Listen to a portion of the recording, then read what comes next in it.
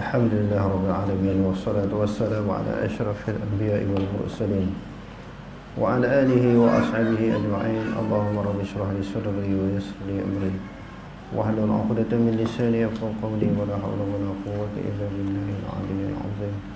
اللهم لا سهل إلا ما جعلته سهلا وأنت تجعل الحزن إن شئت سهلا. رب يسر ولا تعسر وأتمم بالخير. أما بعد. Tauhid rububiyah merujuk kepada etikad yang jelas pasti bahawasanya Allah Subhanahu wa taala itu adalah Tuhan segala perkara dan pemiliknya. Tidak ada sekutu baginya. Dia adalah Tuhan yang Maha Esa dan Bertakdir dan Pengurus alam maya. Dia adalah Tuhan yang menciptakan manusia, memberi rezeki, menghidupkan dan mematikan mereka. Begitu juga beriman dengan qada dan qadar dan keesaan Allah Subhanahu wa taala pada zatnya. Kesimpulannya, tauhid rububiyah merujuk kepada mentauhidkan Allah dari segi perbuatannya. Antara dalil yang menunjukkan wajib beriman dengan rububiyah Allah ialah firman-Nya.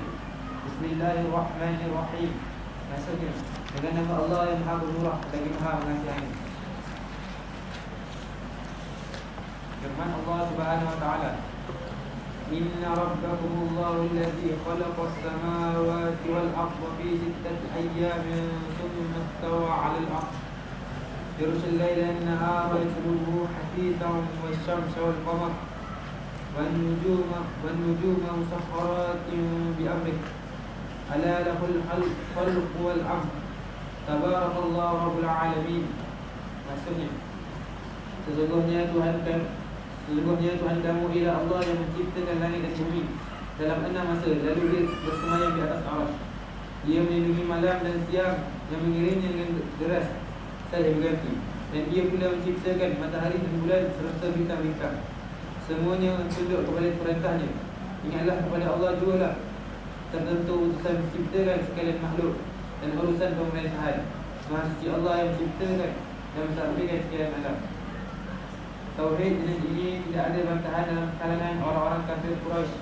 Kesemua mereka menjerak dan mengitikadkan Tuhan yang Maha Pencipta segala alam maya ini adalah Allah Subhanahu wa taala. Firman Allah Subhanahu wa taala, "Wa la in sa'altahum man khalaqas samawati wal arda la yaqulunna Allah, qul alhamdulillah bal aktsaruhum la ya'lamun." Maksudnya, dan sesungguhnya jika engkau wahai Muhammad bertanya kepada mereka yang musyrik itu, siapakah yang menciptakan langit dan bumi? Sudah tentu mereka akan menjawab, Allah. Ucapkanlah wahai Muhammad, alhamdulillah, sebagai syukur disebabkan pengakuan mereka yang demikian tidak mengingkari Allah. Bahkan kebanyakan mereka tidak mengetahui hakikat tauhid dan pengertian syirik. Firman Allah Subhanahu wa taala, Qul limanil ardu wa man fiha in kuntum ta'lamun. Sayaquluna lillah, qul afala tadhakkarun. قل من رب السماوات سبعا ورب العرش العظيم سيقولون لله قل أفلا تتقون قل من بيده ملكوت كل شيء وهو يجير ولا يجار عليه إن كنتم تعلمون سيقولون لله قل فأنا تسحرون بل أتيناهم بالحق وإنهم لكاذبون. Maksudnya, tanyakanlah wahai Muhammad, kepunyaan siapakah bumi ini dan segala yang ada padanya? Kalau kamu mengetahui, mereka akan menjawab, kepunyaan Allah. Katakanlah, mengapa kamu tidak mahu ingat dan insaf? Tanyakanlah lagi, siapakah Tuhan yang memiliki dan mentadbirkan langit yang tujuh dan Tuhan yang punya arasy yang besar? Mereka akan menjawab, semuanya kepunyaan Allah. Katakanlah, mengapa kamu tidak mahu bertakwa? Tanyakanlah lagi, siapakah yang memegang kuasa pemerintah tiap-tiap sesuatu, serta dia dapat melindungi segala-galanya, dan tidak ada sesuatu pun yang dapat disembunyikan daripada kekuasaannya. Jawablah jika kamu mengetahui. Mereka akan menjawab, segala-galanya dikuasai Allah. Katakanlah, jika demikian, bagaimana kamu tertarik hati kepada perkara yang tidak benar? Bukanlah sebagaimana tuduhan mereka.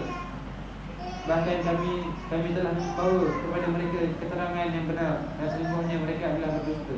Jadi beberapa ayat Quran yang dibacakan tadi, ini adalah merupakan sebahagian daripada ayat-ayat yang Allah Subhanahu wa taala menjelaskan orang kafir ni dia boleh terima Allah Subhanahu wa taala di sudut rububiyah. Dia boleh percaya, boleh terima, boleh beriman Allah Ta'ala bersifat dengan mencipta, menjadikan dan juga mengurus. Ini baru berapa ayat tadi? 3 ayat, 4 ayat. Jadi kalau kita baca seluruh Al-Quran itu, banyak lagi ayat-ayat Quran yang Allah Subhanahu mendedahkan orang kafir di sudut rububiyah Allah dia terima. Cuma yang dia tak terima di sudut uluhiyah, di sudut tidak ada Tuhan yang layak disembah melainkan Allah. Sebab itu dia sembah Tuhan-Tuhan yang lain daripada Allah. Di sudut uluhiyah dia tak terima, ataupun di sudut rububiyah dia terima. Okey, terus. Hal tersebut kerana hati manusia diciptakan Allah dalam bentuk mengiktirafkan rububiyah Allah Subhanahu Wa Taala. Oleh kerana itu, dengan mengiktirafkan demikian, mereka tetap tidak termasuk ke dalam erti kata ahli tauhid yang sebenar, melainkan setelah mereka beriltizam dengan tauhid uluhiyah. Kedudukan tauhid rububiyah. Orang yang mengisbatkan sifat-sifat rububiyah kepada Allah Subhanahu Wa Taala seperti mencipta, menghidupkan, mematikan, memberi kemudaratan, memberikan kemanfaatan, memurniakan kebahagiaan dan memberikan kesalahan dan keburukan, memberi rezeki dan lain-lain, akan menyerah diri hanya kepada Allah Subhanahu Wa Taala dalam setiap perkara. Dia mengetahui apa yang menimpanya adalah datang daripada Allah dan tidak mesti akan menimpa dirinya. Jika masuk syurga, itu adalah berdasarkan taufik dan kelebihan daripada Allah Subhanahu Wa Taala. Jika masuk neraka, itu adalah berdasarkan hikmah dan keadilan Allah Subhanahu Wa Taala. Kesemua itu adalah qadar Allah Subhanahu Wa Taala berlaku.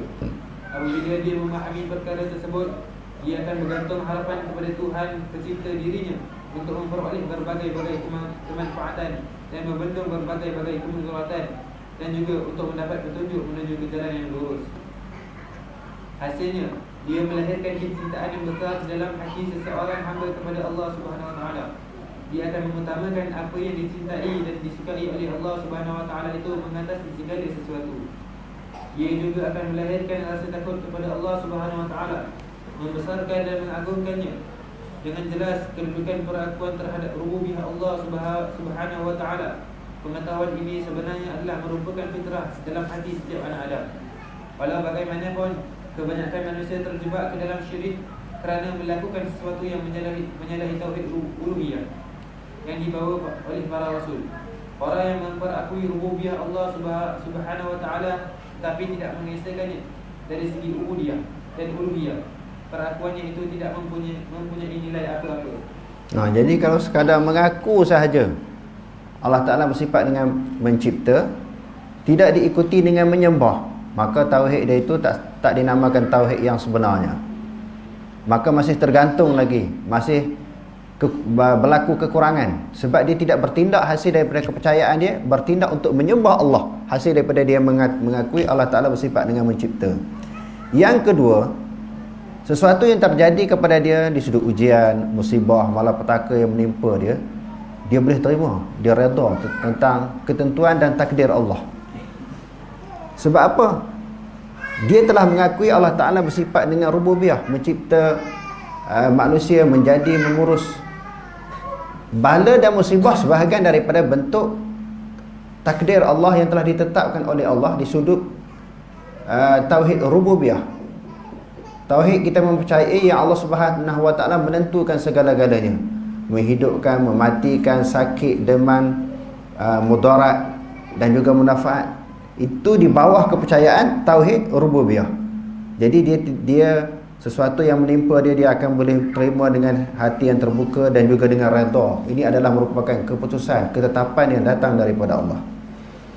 Okey, terus firman Allah Subhanahu Wa Taala, "Wa ma yu'minu aktsaruhum billahi illa wa hum musyrikun." Maksudnya, dan orang-orang yang beriman kepada Allah, kebanyakan mereka tidak beriman kepada Allah, melainkan mereka mempersekutukannya juga dengan yang lain. Sebab apa dikatakan kebanyakan manusia itu wa ma yu'minu aktsaruhum, tidak beriman oleh kebanyakan mereka, melainkan dalam keadaan mereka berada di dalam keadaan syirik. Sebab apa kata syirik? Sebab apa? Sebab di sudut rububiyah dia percaya, cuma tidak bertindak kepada penyembahan. Mengaku ramailah macam ayat-ayat yang lepas yang kita baca. wala in sa'altahum man khalaqas samawati wal ard la yaqulunna Allah. Wahai Muhammad, kalau kamu bertanya penduduk Mekah itu, siapakah yang menjadi langit dan bumi? Semua mereka menjawab Allah. Tetapi kenapa dianggap tidak beriman lagi? Iman mereka tidak sempurna. Kerana mereka hanya boleh menerima Allah di sudut Allah Ta'ala menjadi dan mencipta, tetapi tidak bertindak untuk menyembah Allah Subhanahu Wa Ta'ala dan menolak Tuhan-Tuhan yang lain daripada Allah. Sebab itu dia kata, tidaklah beriman oleh kebanyakan mereka dengan Allah melainkan dalam keadaan syirik. Syirik ni apa dia? Asyraka yusyriku isyrakan, musyrikun musyrakun. Musyrikun musyrikani musyrikuna.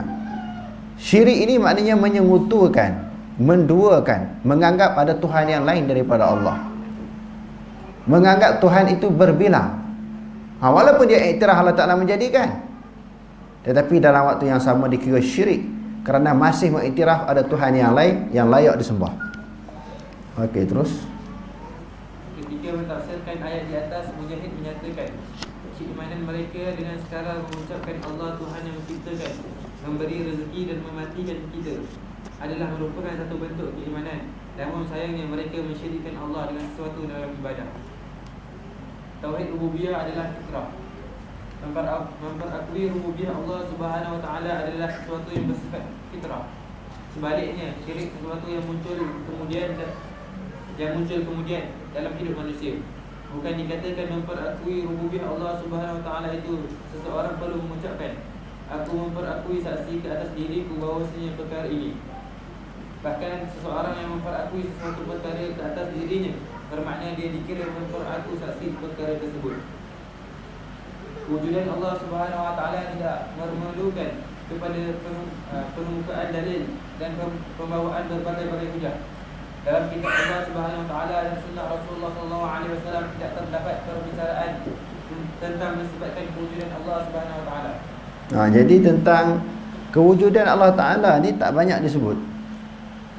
Cuma disebut tentang sifat Allah. Sifat Allah Ta'ala banyak. Sebab apa? Di sudut fitrah manusia, semua manusia meyakini wujudnya Allah. Sebelum dia nak cari dalil daripada Quran dan hadis ini, semua manusia sifat naluri semula jadi. Itulah yang disebut sebagai fitrah. Fitrah semula jadi manusia ini, dia telah mengiktiraf di sana adanya Allah, ada pencipta, ada khalik yang menjadikan alam. Jadi alam ni apa? Termasuk diri dia sendiri, ma siwallah. Ayat-ayat yang lepas kita telah baca kan, Allah Ta'ala tanya manusia di alam roh lagi, alastu bi rabbikum qalu bala syahidana, adakah aku Tuhan kamu? Semua roh-roh manusia ini, sama ada roh manusia yang beriman kepada Allah ketika dilahirkan ataupun manusia yang tidak beriman kepada Allah, semua mengakui dan mengiktiraf Allah Tuhan dia. Dia telah mengiktiraf bahawa Allah bersifat dengan rububiyah. Jadi tak perlu tengok dalil. Hati manusia di sudut nalurinya, dia mengakui Allah Ta'ala tu di sana wujudnya Allah yang bersifat dengan mencipta. Cuma di dalam Quran hadis kita banyak berjumpa dengan apa? Dengan sifat. Sifat-sifat Allah. Kerana apa? Kerana di sudut zat Allah Ta'ala, orang mengaku ada Tuhan. Jadi nak kenal lebih tepat macam mana nak kenal lebih mendalam, lalu dibuktikan melalui ayat-ayat Quran dan juga hadis-hadis Nabi tentang sifat-sifat. Sama, basar, kalam, mutakalliman, yadun, ainun, wajhun. Itu sifat-sifat untuk lebih mengukuhkan, lebih memahami tentang sifat-sifat ketuhanan. Tetapi tentang wujudnya terlalu mudah untuk difahami. Kerana naluri manusia mengiktiraf tentang kewujudan Tuhan. Okey, terus. Namun kerana terdapat segolongan orang yang mengingkari kewujudan Allah Subhanahu Wa Taala seperti Fir'aun, atau kerana perubahan fitrah disebabkan keseluruhan, maka Allah Subhanahu Wa Taala mengemukakan dalil-dalil yang jelas dan bukti-bukti yang kukuh yang menajamkan akal-akal manusia dan mendorong hati untuk menyerah kepada manusia. Generasi salaf terdahulu juga tidak menyibukkan diri untuk membuktikan kewujudan Allah Subhanahu Wa Taala kerana ia merupakan perkara yang tertanam kukuh dalam fitrah manusia. Kalau ada pun sedikit sahaja. Hal tersebut kerana Allah Subhanahu Wa Taala telah berfirman, wa in akhadha rabbuka min bani adama min zuhurihim dhurriyyatahum wa ashhadahum ala anfusihim alastu bi rabbikum qalu bala shahidna an taqulu yawmal qiyamati inna kunna an hadha ghafilin. Maksudnya, dan ingatlah wahai Muhammad, jika Tuhanmu mengeluarkan zuriat anak-anak Adam turun-temurun dari tulang belakang mereka, dan ia jadikan mereka saksi terhadap diri mereka sendiri, sambil ia bertanya dengan firman-Nya, bukankah aku Tuhan kamu? Mereka semua menjawab, benar, engkau Tuhan kami. Kami menjadi saksi. Yang demikian supaya kamu tidak berkata pada hari kiamat kelak, sesungguhnya kami adalah lalai, tidak diberi peringatan tentang hakikat tauhid ini. Menurut Muhammad bin Ka'ab al-Qurazi, roh manusia memperakui Allah Subhanahu Wa Taala sebagai Tuhan mereka sebelum jasad diciptakan lagi. As-Suddi beliau menyatakan, tidak ada seseorang pun di atas muka bumi ini dalam kalangan anak Adam melainkan dia mengetahui Tuhannya adalah Allah Subhanahu Wa Taala. Wallahu a'lam. Aqulu qawli hadza wa astaghfirullah al-azim li wa lakum. Wassalamu alaikum warahmatullahi ta'ala